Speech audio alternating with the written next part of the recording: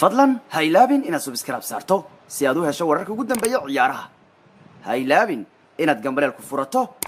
si aad u noqoto qofka ugu horeeyo hela muuqaaladeena cusub.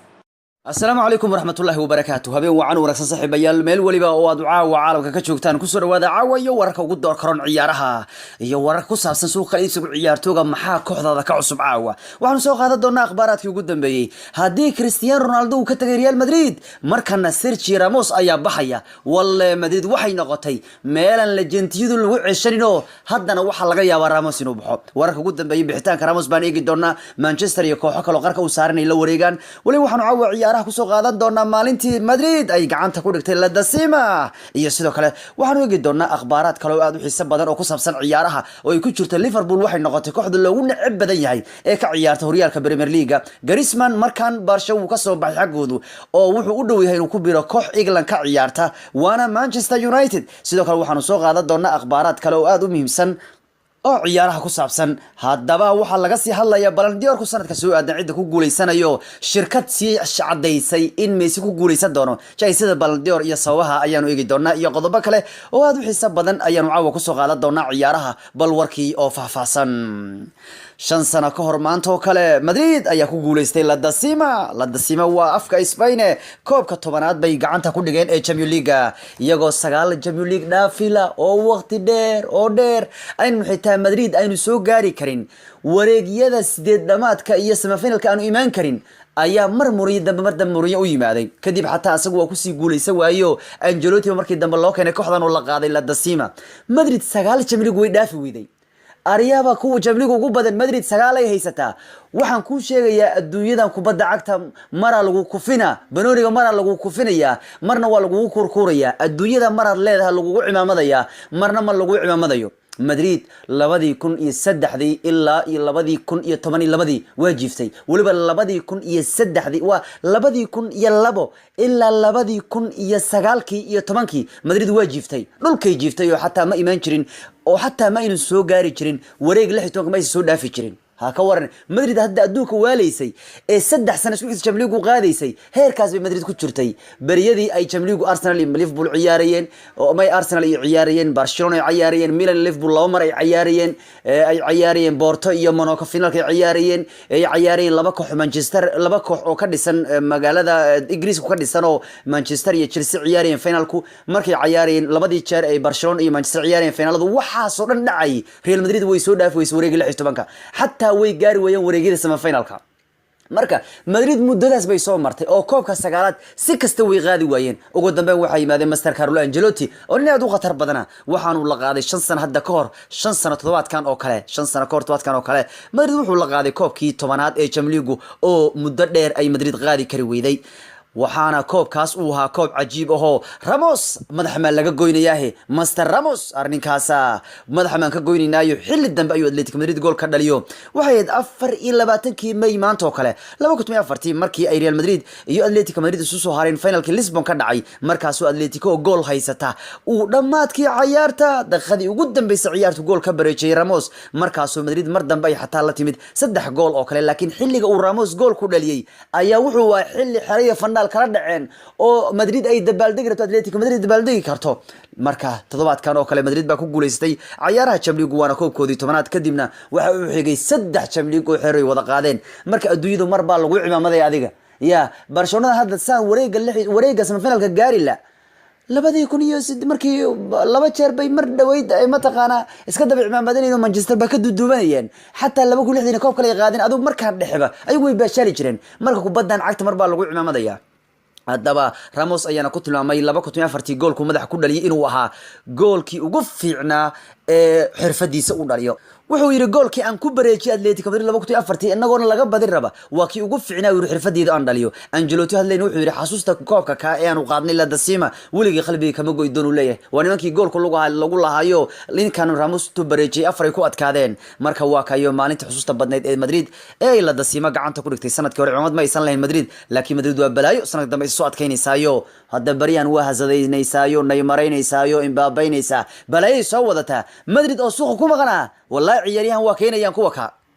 arrimaha kale ugu muhiimsan caawa ciyaaraha waxaa ka mid ah ninkii Sergio Ramos ah ayaa Madrid ka tagaya waa arrin la yaab leh Madrid ma ogtahay haddii Ramos waa baxay aad maqasho iyo habaysan yaa Madrid la yiraahdo meeshan cid ma loo joojinayo nimankii Cristiano Ronaldo ka tagaya alla Real dad ciishanaysa ma jirto hadda Ramos waxa caawa soo baxaysa Madrid inuu ka tagayo go'aan la mid ah kii Ronaldo uu gaarayo waxna kooxaha raadinayay tahay Manchester United iyo kooxda PSG warar ka soo baxay Spain ee caawa gilgiliyo wuxuu yahay wargeysada ugu weyn Spain in Sergio Ramos uu go'aansaday inuu Madrid isaga baxo ninkan ayaa Madrid soo joogay tan iyo sanadii 2005 koob walbana kooxdan uu la qaaday hadda mustaqbalkii shaki weyn baa ku jiro labada kooxood ee Manchester iyo PSG baana aad u raadinaya muddo 14 sano kadib Ramos inuu ka baxo Madrid bay wararku qorayaan xaalku aad buu xun yahay xaalka ciyaartooygu aad buu xun yahayo marka Madrid waa ka tagay Ramos dad maqasho habaysan ma nimankii Ronaldo fasaxay war lama joojin nimankii fasaxay oo kanton goolaliyo nimankii fasaxay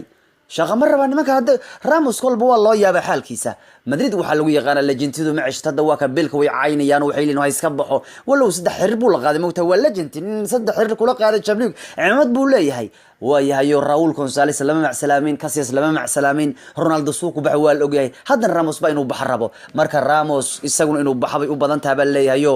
Real go'aan buu ku gaaray baa leeyahay inuu baxayo wargeysada caalamkan waxay qorayaan caawa Ramos inuu go'aan ku gaaray inuu Madrid isaga tagayo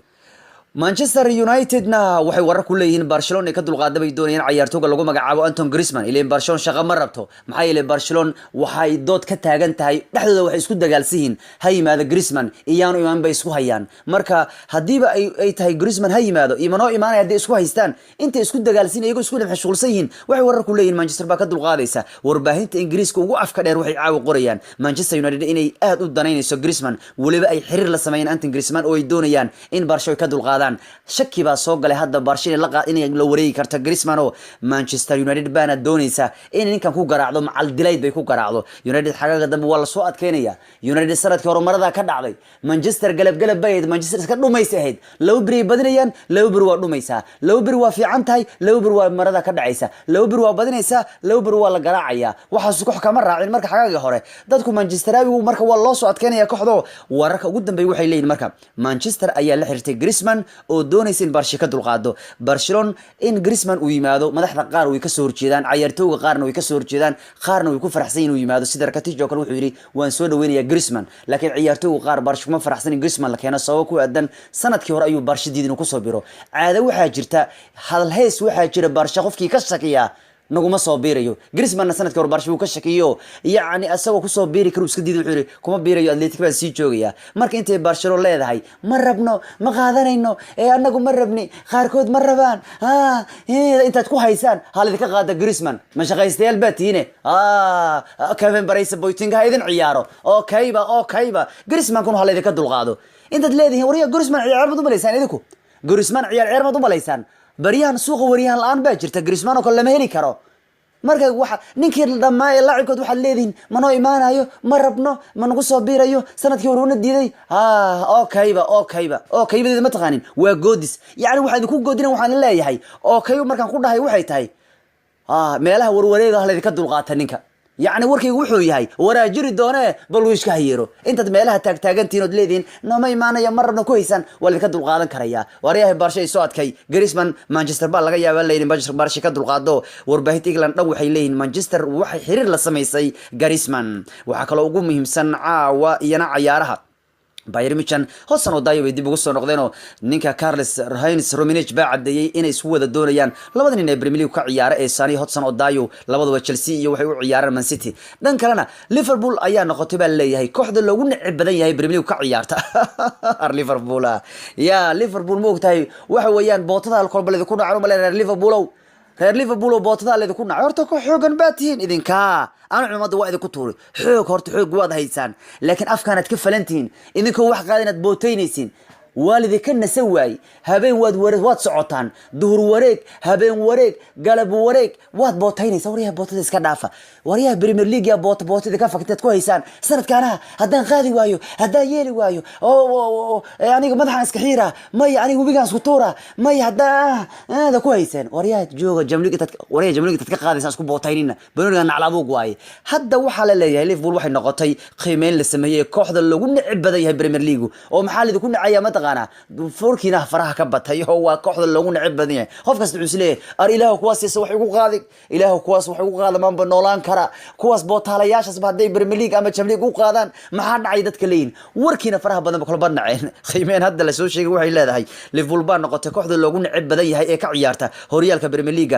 waxaana booska labaad gashay kooxda Tottenham waxaana saddexaad soo gashay kooxda Manchester City marka Liverpool ayaa xiratay kaalinta kooxda loogu neceb badan yahay ee ka ciyaarta horyaalka Premier League oo Real Liverpool wallahi dadka Soomaalida qudhooda xataa Liverpool way ka cabsadaan ya dadka kuwa gurima maarto oo taageerash mucaaradka oo kale ama Chelsea iyo Arsenal iyo City iyo Ronaldo meel ku shireen maarta wallahi saaxiibo kuwaan oo jamliga nagu qaadama noolaan karnaahe oo iga sheekaysana والله صاحب إله كون جمليكم من وخادم إله وحن كرجينا معجزين إسكسمة توتنهام يا قاي ها والله صاحب توتنهام إنه قادان ورون كوان تين قلينا مقالك تين قلينا كوان وحقاد تين سوون ولان كرنا ها والله نيو إله وحن كبه بينكس وحن جعلان لما تقانا كين وغشبو صن وغشبو كن وقول عليه يا أريه كوان وحقاد من ولان كرنا هاي ليك معارضك والله اللي نكوف هدي إله إنما كان أغوري وقادنا يان ور ليفربول معارضك إنكار بيدك وصفرنا يان وحصلنا معيتها هذيك كأفك كفالنا ضد كيبات لبتين warwaalid kale salaayay Liverpool dadka ka yareeya warka faraha badan hawshiina iska wata laakiin ka yareeya war Ferdinand wuxuu yiri war kuwaas oo wax nagu qaaday leeyahay fagaaray dib ugu soo noqonayaan taageerada aqoonin Liverpool sheeganaad arkaysaa wuri Ronaldo wuxuu yiri war Champions League ay qaadeen 2005 bil hadda nagu sheegaan war kuwan hadda wax qaada sida uu noolaanayna buu yiri hadda waxay noqdeen kooxda loogu neceb badan yahay ee ka ciyaarta Premier League warna waxay sheegayaan Real Madrid waxay beenisay wararka sheegaya war uu soo sheegay Pochettino oo ah in Tottenham loo diiday oo ay Madrid u diiday in Madrid Tottenham ay seexato xeelada tababar kooxda kubadda cagta Real Madrid ee Valladolid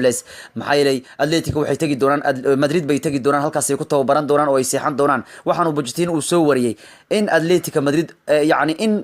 kooxda Tottenham ay Real Madrid u diiday in ay ku tababartaan oo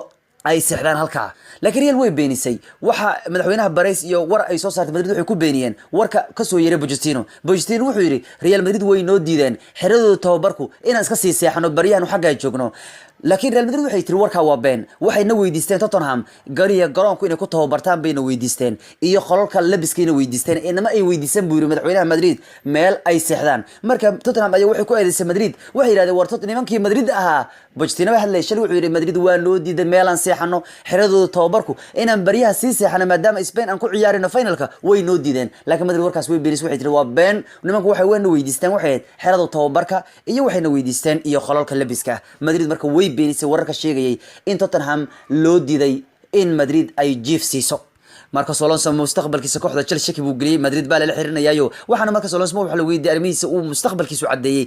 in macquul wax walba ay dhici doonaan xagaaga yaani wuxuu yiri waan arki doonaa wax walba oo dhaca xil ciyaareedka soo aadan ninkan ayaa boosiisu bariyahan waayay Zari wuxuu ka darbidayaa Ederson Palmieri marka ninkan uu 5 sano la galay kooxda Chelsea ayaa laga yaabaa inuu isaga baxo buluug waxaanu cadeeyay mustaqbalkiisa inaan ogeyn oo wax walba ay ogaan doonaan xagaaga dambe waxa kale ugu muhiimsan caawa ciyaaraha Frank Lampard ayaa la hadli doona leeyahay kooxda kubadda cagta derby madaxweynahooda oo toodka dambe joon doono xilli ay jirto wararka la sheegaya inuu Chelsea tababar u noqonayo laakiin Lampard ay soo diyaarinaya finalka maalinta Isniintu isagu derby wata iyo Aston Villa ay ciyaarayaan kii badiya finalkana uu soo bixi doono Premier League kadib markii Isniinta uu ciyaaro kulanka weyn wuxuu la fariisan doonaa baa leeyahay Frank Lampard madaxweynaha kooxda derby uu kala hadli doono mustaqbalkiisa xilli laga yaabo inuu kala hadli doono inuu Chelsea rabo laakiin warar ayaa sheegaya in Chelsea qudheedu ay doonayso Mauricio Sarri halkoo sano kale in iska haystaan waxay isleeyihiin sababtoo ah ilaa hadda Frank Lampard wali maanu noqon tababar fiican yaani waxay isleeyihiin ilaa hadda khibrada buu aruurinaya waxay isleeyihiin halkoo sano kale derby hasi maamulo Frank Lampard halkaas sano uu xagga ku soo tababaranay Lampardna idinkuna Sarri idin hayo laakiin wala arki doona wixii soo baxo Chelsea waxay warar ku leeyihiin Sarri waxay ku bedelayaan Lampard halka wararka qaar ay leeyihiin halkoo sano Sarri si cishanayaan si Lampard uu yimaado asagoo aad u qatar badan oo tababare kooxda jiidi kara ilaa kursiga Chelsea kuleel waa kii yimaado hore laga racdaynaya